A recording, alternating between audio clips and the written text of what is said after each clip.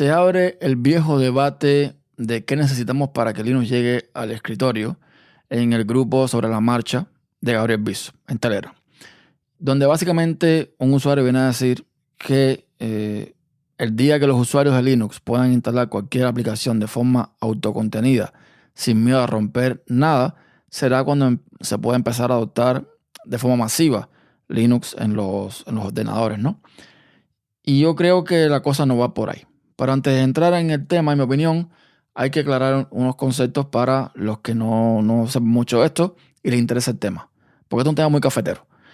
Normalmente, en Linux, como ha funcionado hasta ahora la instalación de paquetes, es que tenemos un repositorio central que tiene todos los binarios necesarios, las librerías, o sea, todo el software que hace falta para que una aplicación funcione está en ese repositorio. Entonces, digamos que tú tienes una aplicación, por ejemplo, un cliente de correo, que tú lo instalas y ese cliente de correo, ese binario, necesita ciertas librerías que están en el repositorio para poder funcionar. Cuando tú instalas esa aplicación, se instalan esas librerías. Perfecto. Luego vas a instalar un navegador y el navegador, o casualidad, también hace falta una de esas librerías. ¿Y qué hace? Pues el gestor de paquetes, o sea, el programa que está instalando esas aplicaciones, se da cuenta de que esa librería ya está en el sistema, con lo cual no la descarga, simplemente descarga todo lo demás que le haga falta y listo. Para mí, ese es un sistema muy eficiente, pero tiene un problema. Y el problema es que si la aplicación de correo o el navegador necesita una librería más nueva o una más vieja, ahí ya se rompe todo. Porque, por ejemplo, digamos que esos paquetes se actualizan, la librería X pasa a ser la 1.5 y ese navegador no se ha actualizado y le hace falta la 1.0 y ahí no va a funcionar. Se pueden hacer cosas, se pueden hacer enlaces simbólicos y una serie de cosas, pero a veces eso no da resultado. Entonces es un problema. Lo que viene a solucionar un poco esto son los llamados paquetes universales. Son esos paquetes que traen todo adentro del paquete. Todas las librerías, todos los assets, o sea, las imágenes, todos los ficheros que le haga falta para que funcione esa aplicación.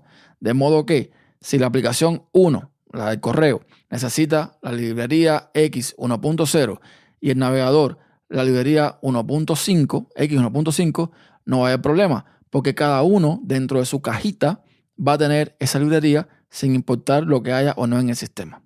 En Windows, en MacOS, tenemos los .dmg, tenemos los .exe, que básicamente vienen a hacer esto. Son paquetes de software que tú te descargas, lo instalas y ya te instala todo lo que hace falta a esa aplicación para funcionar. Eso no es nuevo en Linux. Eso lo tenemos en Linux hace rato.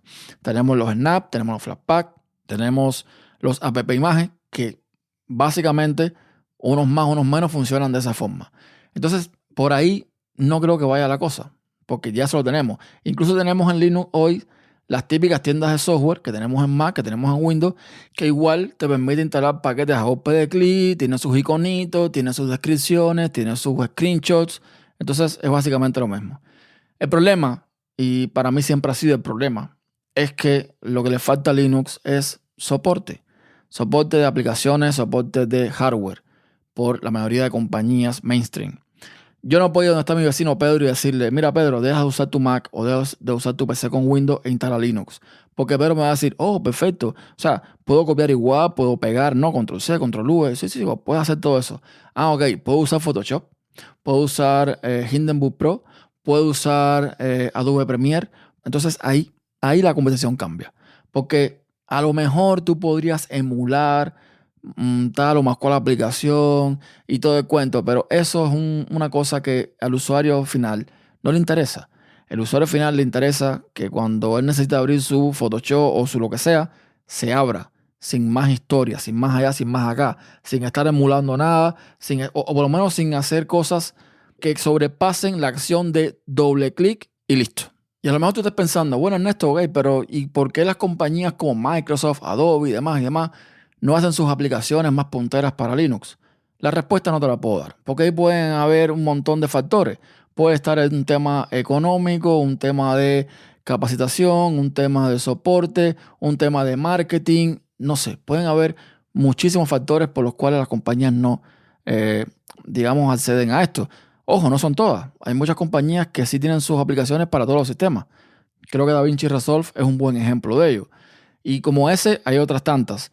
Pero la realidad es que carecemos de soporte de hardware y de software que tenemos en Mac y tenemos en Windows. Y evidentemente eso para el usuario no es atractivo. El usuario no quiere pasar trabajo, pelearse con un terminal. El usuario no quiere tener que estar inventando nada, simplemente descargar una aplicación, ya sea desde la web del creador o de la tienda de software, instalarla y usarla. Si yo tuviese las aplicaciones que tengo en MacOS en Linux, yo no usaría MacOS, ni usaría Windows, dado el caso. O sea, yo con Linux sería feliz, pero yo no puedo limitarme o tener que hacer sacrificios para tener algo medianamente funcional. Por ejemplo, yo que me dedico a hacer podcast con una Rodecaster Duo, si yo en Linux no logro hacer que la aplicación de turno que esté utilizando, ya sea Audacity, ya sea Reaper, ya sea la que sea, no sea capaz de agarrar todos los canales de audio de Rodecaster Duo, no estoy haciendo nada. Entonces, ¿por qué voy a pasar ese trabajo si perfectamente con otro sacrificio puedo usar un Mac o puedo usar un PC con Windows? Que eso es llegar, conectar, encender y usar. Ese es el problema. Para mí, ese es el problema. No que un sistema o un paquete sea más o menos difícil de instalar. Hasta el próximo episodio.